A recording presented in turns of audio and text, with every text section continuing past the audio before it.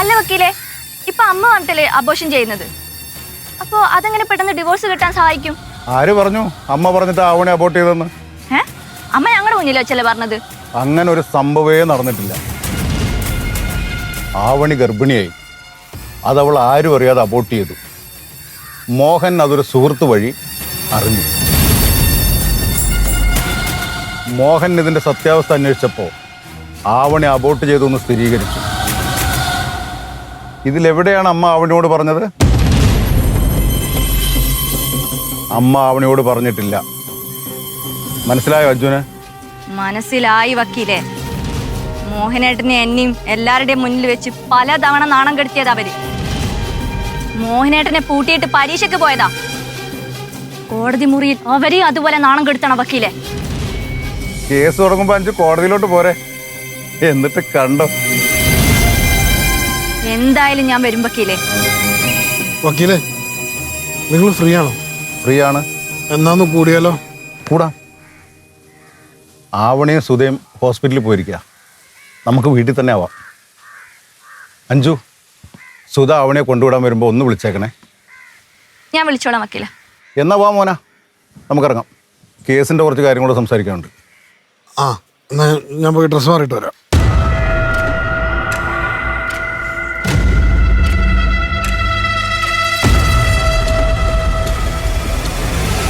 അമ്മ, ഞാൻ ആവണി ഒന്ന് കാണാൻ വന്നതാ. കുറച്ച് മുമ്പ് വരും. ഞാൻ ഇറങ്ങുമ്പോൾ വിളിക്കാം.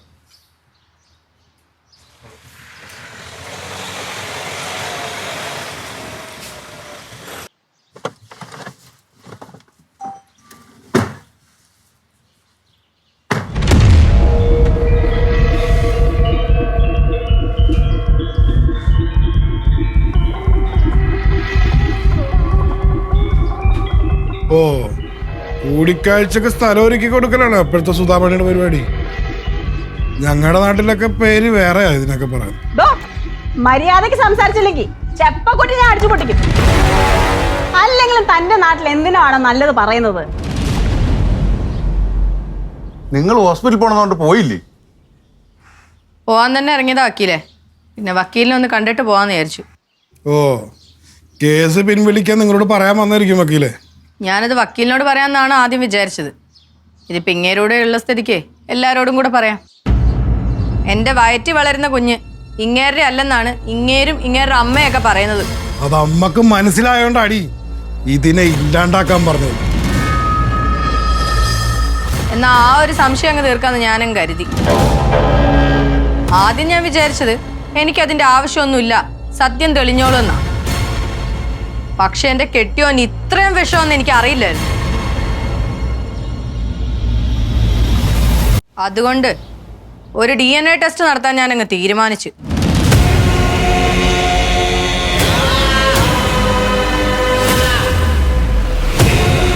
ഞാൻ പറഞ്ഞ കേട്ടില്ലേ വക്കീലെ, DNA ടെസ്റ്റിന് ഞാൻ തയ്യാറാണെന്ന്.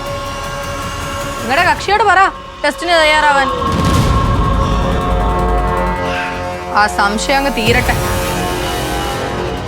കേട്ടല്ലോ വക്കീലെ, നിങ്ങൾ 24 മണിക്കൂറും പറയുന്നുണ്ടായിരുന്നല്ലോ ഇവക്ക് എന്തൊക്കെയോ ഒളിപ്പിക്കാനുണ്ട്, അതുകൊണ്ടാണ് അവൾ DNA ടെസ്റ്റിന് തയ്യാറാവാത്തത്. ഇപ്പൊ അവള് സമ്മതിച്ചു. നിങ്ങൾ പറ നിങ്ങളുടെ കക്ഷിയോട്. സംശയം ഒന്നും ബാക്കി വെക്കണ്ട, എല്ലാം തീരട്ടെ. മോഹന, എങ്കിൽ നമുക്ക് DNA ടെസ്റ്റ് ചെയ്യാം. ഞാൻ ഒരു DNA ടെസ്റ്റിന് തയ്യാറല്ല. വക്കീൽ വന്നേ.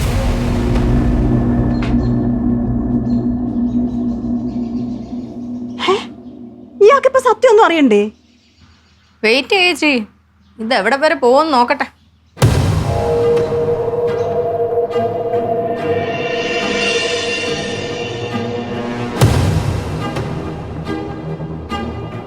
പിന്നെ അവള് പറയുമ്പോ തന്നെ ഞാൻ DNA ടെസ്റ്റിന് പോവാൻ പോകണല്ലോ.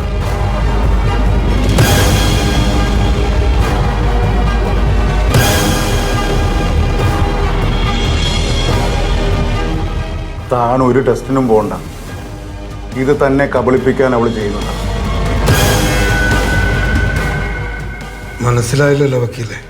സുധയ്ക്ക് പിടിപാടില്ലാത്ത സ്ഥലമില്ല. അവൾ ആവണിയുടെ ഭാഗത്ത് ന്യായമുണ്ടെന്ന് തെളിയിക്കാൻ പലതും ചെയ്യും. അതുകൊണ്ടിപ്പോൾ താൻ ഒരു ടെസ്റ്റും ചെയ്യണ്ട.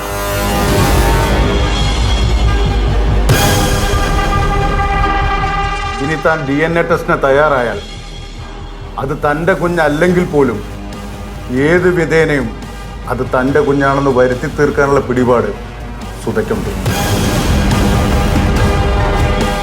അവൾ ആവണിയുടെ ഭാഗത്ത് ന്യായമുണ്ടെന്ന് തെളിയിക്കാൻ എന്തും ചെയ്യും. താനിപ്പോൾ ഒരു ടെസ്റ്റും ചെയ്യണ്ട. ഓഹോ, അപ്പൊ അങ്ങനെ ഒരു കാര്യം ഉണ്ടല്ലേ ഇതില്.